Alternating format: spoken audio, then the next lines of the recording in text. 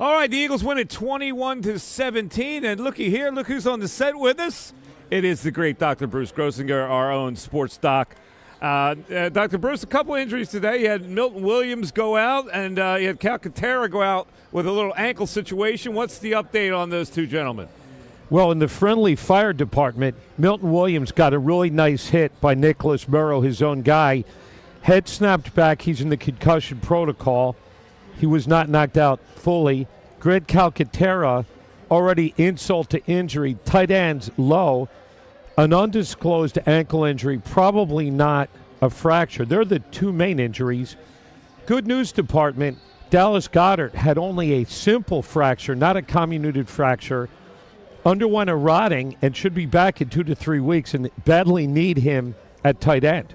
No, what is a routing? Yeah, I should say a rotting. Rotting. So sorry, it's late.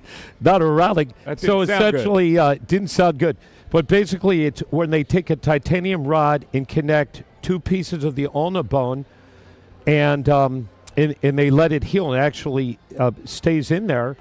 And he'll be wearing one of those Gronkowski type forearm braces, and he should be actually back in play in 2 weeks, which is great news for the Eagles. 2 weeks?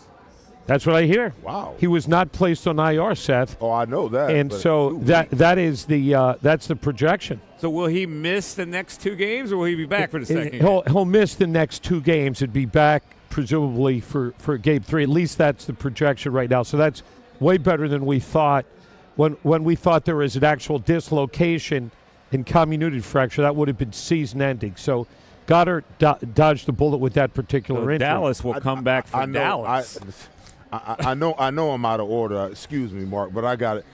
What is – because I'm excited about this. Are you kidding me? The rotting? I'm excited about the fact that Dallas Goedert could be back in 2 weeks. Are you kidding me? That's a major coup for the Eagles. But what's the downside of bringing him back that early? Because if he re-breaks it or he re-injures it in any way, then he's done for the season. Okay, so let me explain. So the 2 parts of the bone had a simple dislocation, and there is a rod which will stabilize the bone. And so obviously they're not going to have him come back unless the callus is formed properly. He'll also, if you remember, Gronkowski played with even worse injuries, and he wore an amazing brace. So the projection is he'll be back in 3 weeks. So that's they would have put him in IR, but for the nature of the injury. All right, that sounds good. That's very optimistic. So let's get the look ahead now, because the Eagles, a game that a lot of people thought they would lose, they get a W out of it. They're now it's 4 in a row as they host Buffalo next Sunday afternoon at 4:25.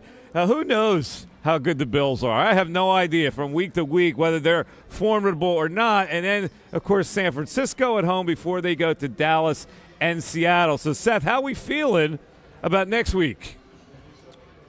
It all depends on how we're going to play run defense, because I think one of the biggest problems that Buffalo has had is that when they've been inconsistent, they haven't been able to run the football.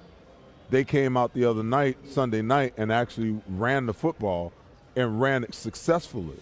So if the Eagles gave up, 168 total yards today on 30 carries, it's 5.6 yards per carry, and they've got to figure that out.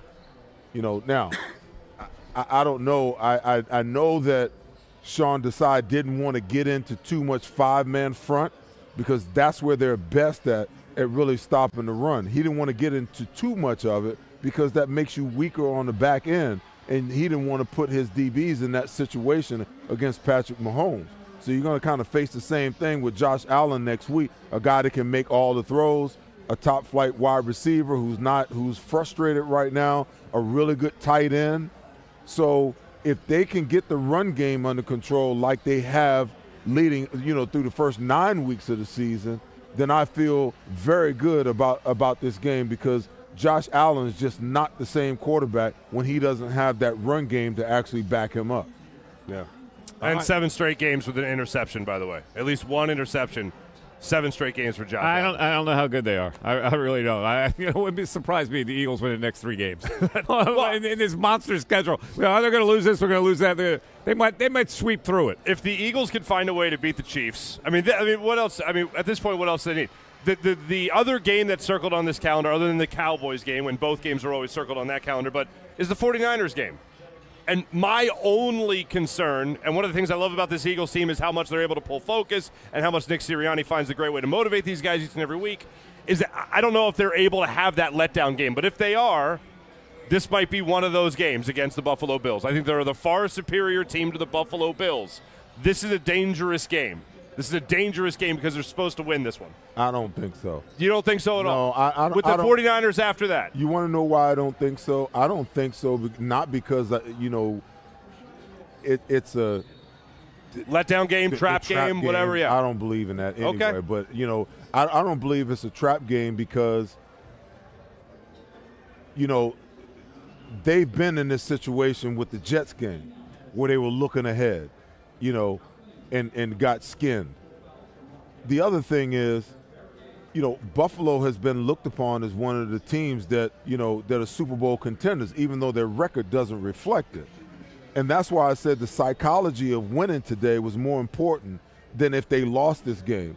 It wasn't a must-win from a record standpoint. It was a must-win from a psychological standpoint because they needed to beat a team like Kansas City on the road for confidence reasons. So now, why would they lack any confidence against the Buffalo Bills coming into the link after you just had to go to Kansas City and play the team that beat you in the Super Bowl last year? There's not going to be any letdown there. Oh, I don't think that they're going to be lacking confidence. I think it would be – look, I still think they can win that game. I'm just saying – I think they will win that game. I'm just saying that game is a little bit more dangerous because I think so many people are going to expect them to win it. Plus, I don't want them to ruin wearing the Kelly Green jerseys again on that night. Listen, thank you.